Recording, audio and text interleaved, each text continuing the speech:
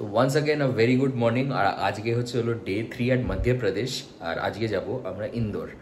উজ্জয়নে আছি আপাতত। তো আমরা ট্রেনের টিকিট বুক করেছিলাম, ট্রেনটা অলরেডি 2 ঘন্টা লেট। তো ট্রেনের রিস্কটা নেবই না আমরা, কারণ এখান থেকে খুব জোর হলে বাই রোড 1 ঘন্টা। তো ট্রেনে 2 ঘন্টা লাগছে, কারণ এখানে অনেক কটা স্টপেজ থাকছে। তো সেই জিনিসটা আগে বুঝতে পারছিলাম না আমরা, তো তাই ট্রেনে টিকিট কেটেছিলাম। 250 টাকার টিকিট লেগেছিল। তো এবার আমরা যাব, এখানে যে মেন রোড আছে ওখানে দাঁড়াবো, রানিংয়ে যেই বাস পাবো সেই বাসটায় উঠবো। আর এখান থেকে আমাদেরকে বলে দিয়েছিল যে এখানে কিন্তু অ্যাভেলেবেল বাস অল টাইম, মানে নর্মাল পাবলিক বাস যেটা হয় সেটাও তোমার এখান থেকে ইন্দোর যায়, which is by road 47 kilometres, মোটামুটি 1.5 ঘন্টা ধরে রাখো। তো বাই রোড ট্রাভেল করাটাই আমার মনে হয় সুবিধা হবে বেশি, কারণ লাগেজ আছে তার সাথে। এখান থেকে স্টেশন যেতে যা টাকা লাগবে সেই টাকা হয়তো আমরা পৌঁছেও যাবো, বা তার থেকে একটু বেশি লাগতে পারে হয়তো। তো সেই আপডেটটাও তোমাদেরকে দেবো যে কীভাবে বাই রোড যাবে ইন্দোর উজ্জয়ন থেকে। তো চলো এবার লাগেজ নিয়ে বেরোনো যাক। তো এবার আমরা লাগেজ নিয়ে পৌঁছে গেছি আমাদের বাস স্ট্যান্ডে। এখান থেকে আমরা নেব ইন্দোরের বাস। তো আপাতত আমরা যেখানে নেমেছি এখান থেকে আমরা যাবো চলে MR10 রুট, মানে আমাদের হোটেল মোটামুটি 7 কিলোমিটার ধরে রাখো এই ক্রসিংটা থেকে। ক্রসিংটার নাম আমার ডিসক্রিপশনে দিয়ে দেবো। আমাদের বাস চলে গেল, আমাদেরকে নামিয়ে চলো এবার টোটো করে যাওয়া যাক MR10 রোড। তো আমরা উবার টোটো মানে ই রিক্সা যেটা সেটা পেয়ে গেছি। আর এবার আমরা যাচ্ছি আমাদের হোটেলের থেকে। 94 টাকা 7 কিলোমিটার, 7.5 কিলোমিটার, যেটা আমার ফেয়ার মনে হলো মোটামুটি। চলো যাওয়া যাক, হোটেলটা দেখা যাক কেমন।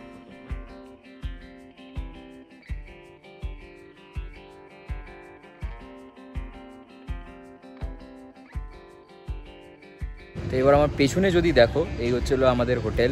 খুবই সুন্দর হোটেলটা, একদম নতুন, মানে হয়তো কয়েক মাস হয়েছে হবে হয়তো খুলেছে এটা। তো জায়গাটা আগে দেখে নাও, ততক্ষণে ফ্রেশ হয়নি।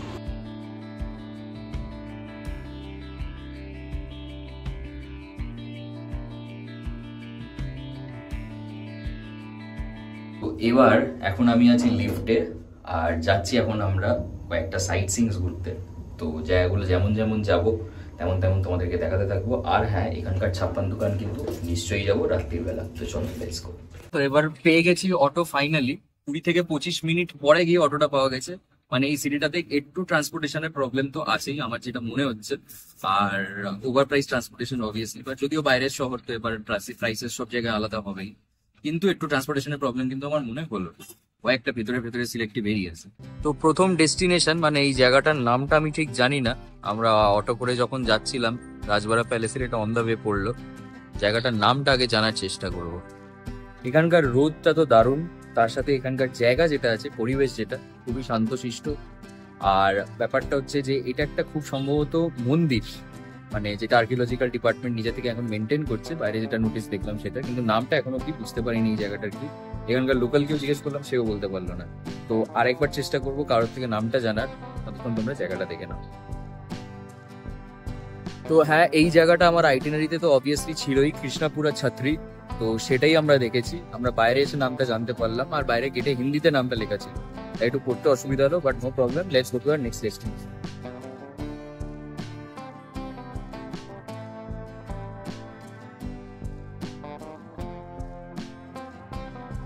ফাইনালি আমরা পৌঁছে গেলাম আমাদের মেন ডেস্টিনেশন রাজওয়াড়া প্যালেস।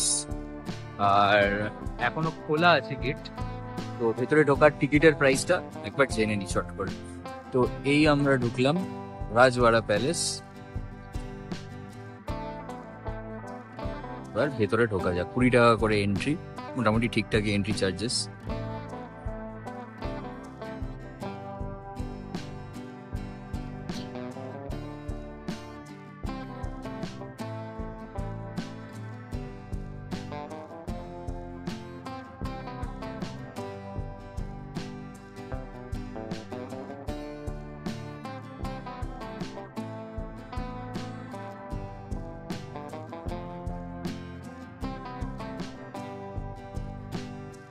তো আরেকটা ব্যাপার যেটা অনলাইনে দেখলেও তোমরা দেখবে যে 6টা নাগাদ কিন্তু এটা বন্ধ দেখাচ্ছে, কিন্তু ব্যাপারটা কিন্তু 6টা নাগাদ বন্ধ নয়, 6টার পরেও কিন্তু খোলা থাকছে। এখন যেটা আমি দাঁড়িয়ে রয়েছি এখন বাজে 6:30। তো তোমরা 7টা 8টা অব্দি আসতে পারো, অসুবিধা নেই কোনো। তেমন কোনো ক্লোজিং টাইমস কিছু কোথাও তো দেখতে পাচ্ছি না, আশেপাশে কোথাও কিছু মেনশনও নেই। তো তাও চেষ্টা করো যতটা তাড়াতাড়ি সম্ভব আসা যায়। তো এবার চলে এসেছি একটা ক্রসিং এ, অনেক কটা জামা কাপড়ের দোকান আছে। ক্রসিংটার নামটা ঠিক আমি জানি না, তো এখান থেকে দেখতে হবে যে আমাদের কাঁচ মন্দিরটা কোন দিকে। এই হচ্ছে কাঁচ মন্দির, যার জন্য আমরা 15-20 মিনিট হেঁটে এলাম। দেখতে কিন্তু খুবই সুন্দর বাইরে থেকে, একবার ভেতরে ঢুকে দেখা যাক। সেই যে এখানে কয়েকটা রুলস এন্ড রেগুলেশনস লেখা আছে, যেটা অ্যাকর্ডিং হচ্ছে 6:30 পরে অ্যাপার্ট ফ্রম জেন কেউ এন্টার করতে পারবে না। তো এবার এটাই হচ্ছিল ব্যাপার, যে এখানে পেছনে যেই মন্দির আছে সেটা হচ্ছিল কাঁচ মন্দির। আর কাঁচ মন্দিরে কিন্তু 6:30টার পর জেন্টস, অনলি জেন্টস অ্যালাউড। আর একটা ব্যাপার যেটা হচ্ছে যে যদি 6টার আগে আসো তাহলে যে ধর্মেরই লোক ঢুকতে পারবে।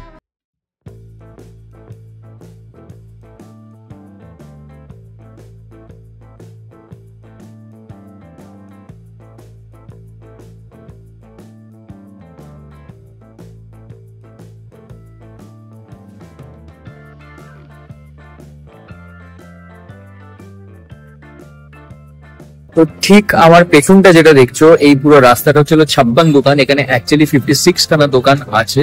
তো এবার সেগুলোর থেকে বেস্ট যেগুলো সেগুলো চুজ করবো আর তোমাদেরকে খেয়ে দেখাবো।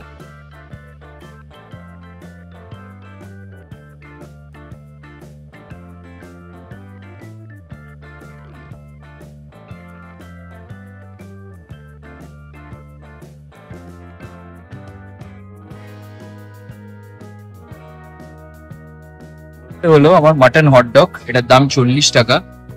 আর এখানে মাঝখানে একটা মাটনের প্যাটি টাইপের দিয়েছে, তার সাথে গ্রিন চাটনি আর নর্মাল সস আর পেঁয়াজ। তো এটা খেয়ে দেখবো কেমন। 56 দোকানের প্রথম দোকান যেখান থেকে আমরা কিনেছি সেটা হচ্ছে ওই মাটন বান। মাটন বান মানে হচ্ছে বান তো রয়েছে অবভিয়াসলি, তার সাথে মাটনের মাঝখানে একটা প্যাটিস রয়েছে। এটা খেয়ে দেখবো কেমন। অলরেডি একবার নিয়েছি, যদি ভালোই লেগেছে আমাকে। ব্যাপারটা হচ্ছে আউটার কোটিংটা একটু বেশি তেল তেল, তো অন দ্য হোল টেস্ট কিন্তু ভালোই লাগে, মোটামুটি লেগেছে আমার। মানে 10-এ 4 থেকে 5।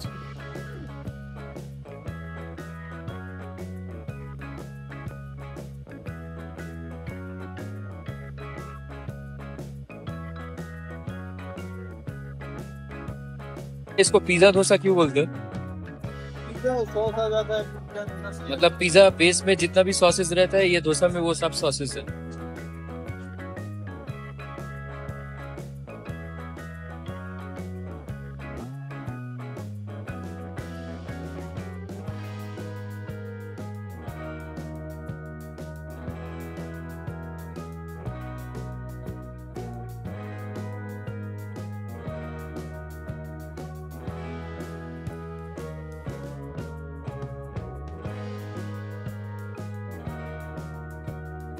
এবার যেটা নিচ্ছি সেটা ছিল পটেটো ক্রিস্টাস।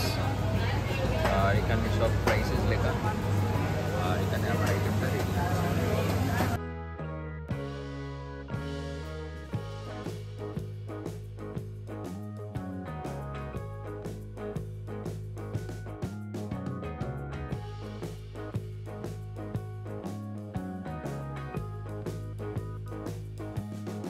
তো এই হলো ইতি আমাদের এখানে 56 দোকানের খাওয়ার পর্বের।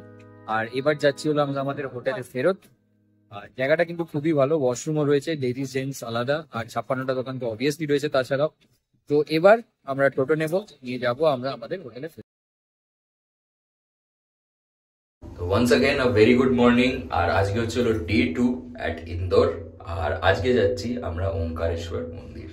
তো আমরা বেরোলাম এখন আমাদের হোটেল থেকে। আমাদের হোটেল থেকে আগে যাব সারবাতা বাস স্ট্যান্ড, তারপরে সেখান থেকে আমরা বাস নিয়ে যাব হচ্ছিল ওমকারেশ্বর।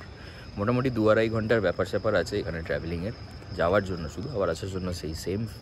আর বাসের দাম, বাসের টাইমিং সব কিছু তোমাদের কাছে নিয়ে আসছি। এখন আপাতত চলো বাস স্ট্যান্ডে যাওয়া যাক। ঠিক যেমনটা দেখছো এখন অব্দি সূর্যের আলো ওঠেনি, আর আমরা বেরিয়ে পড়েছি।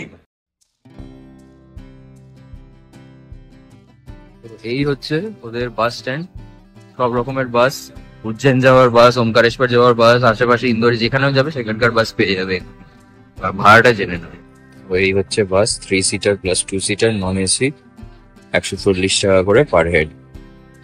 এটা করে যাবো আমরা ওমকারেশ্বর। তো এবার আমরা চলে এসেছি ফাইনালি ওমকারেশ্বর।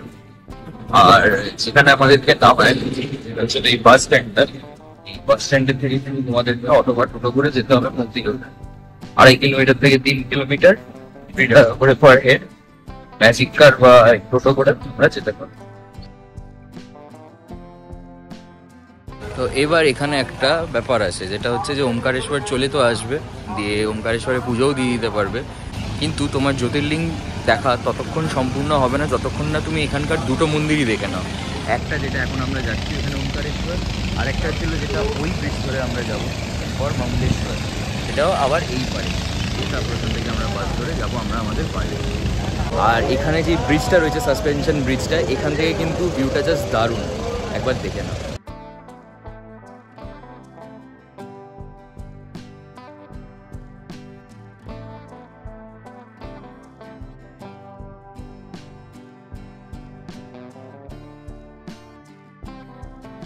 তো নর্মদা রিভারের ওপর এই ব্রিজটা মোটামুটি 500 মিটার মতন হবে। তো 500 মিটার হাঁটার পর যেখানে তোমাকে টোটো নেওয়া হবে সেখান থেকে তুমি পৌঁছে যাবে ওমকারেশ্বর।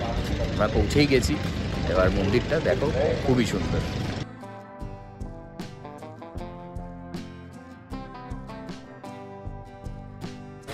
এবার এই বাজারের ভেতর দিয়ে আমরা যাব এখন। দেখতেই পাচ্ছ অনেকটা ফাঁকা আছে এখন, আর মোটামুটি এই জ্যোতির্লিঙ্গটা অন্যান্য জ্যোতির্লিঙ্গের তুলনায় অনেকটাই ফাঁকা। তো এখান থেকে ওই ঘুরে ঘুরে ওঠার সিস্টেম।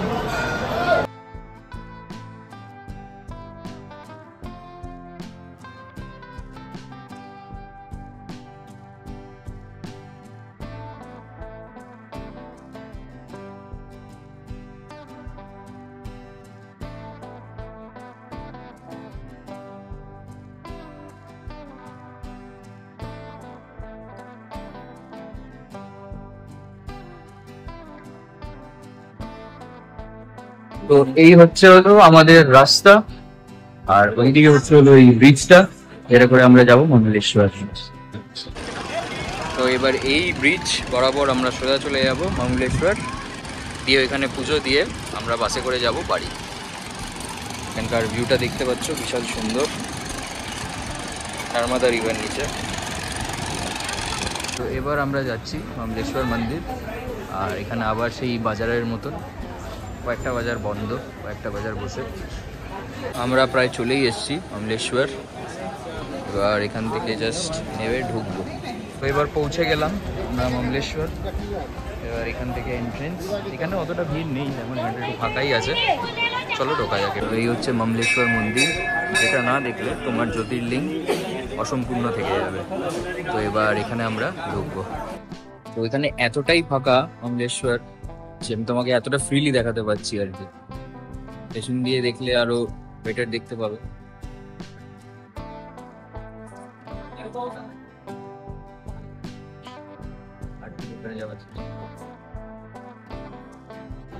পথ চলতে আর একটা মন্দির দেখতে পেলাম আমরা। তো এবার এখানে একটু ভোগ খাবো, খেয়ে তারপরে আমরা বেরোবো এখান থেকে।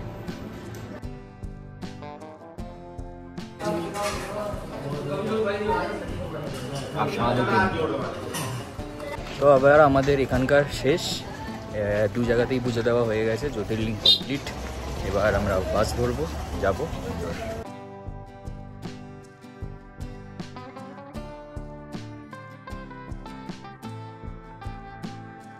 তো আজকের জন্য এই ছিল আমার ভ্রমণ কাহিনী, আর আজকে হচ্ছিল ডে 2 অ্যাট ইন্দোর।